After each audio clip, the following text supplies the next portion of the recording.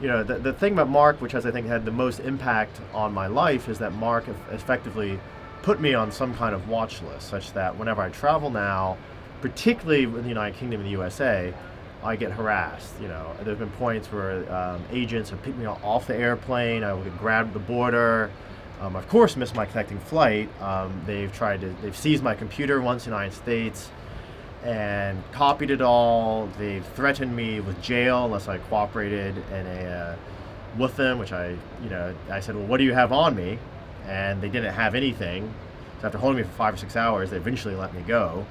But it is really crazy to just, when you walk out off of an airplane, to be basically always have to deal with the fact that you might get seized by agents, and there's not really any legal standing in airports. There's some international law, but not very much, and it's very little you can do.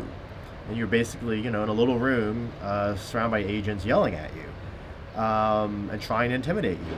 And it often it's very funny. So, for example, in New York, the FBI agents told me that you and all your friends are going to jail, and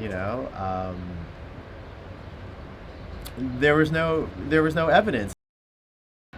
The whole affair very much was a farce, and I think what happened is I think Mark probably spread misleading, if not false, information about myself to the FBI, to the British Met, and this has caused a lot of harassment. And not just me, but also my friends have been harassed.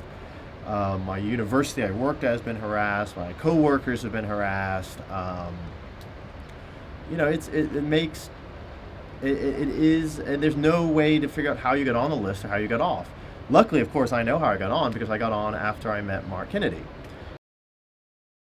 I suspect, I wasn't very close with him. I probably met him a dozen times total. And maybe it might have been to do with my technical work. I did try to teach Kennedy in the normal hour or two session I give most people I know how to use encrypted email and how to use Tor and these systems. And he never used them, but maybe that put me on the list.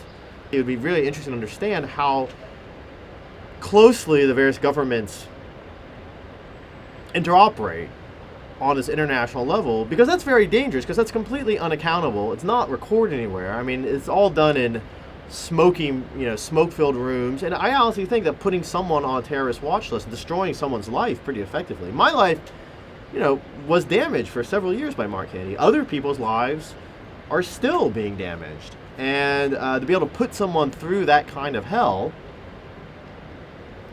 on dubious grounds that can't be challenged, operating internationally with no clear jurisdiction, no clear notion of human rights, no clear notion of transparency. I think even very people who would be very sympathetic with or concerned about activism and terrorism and all this nonsense would be concerned that you have a runaway, unaccountable international secret police.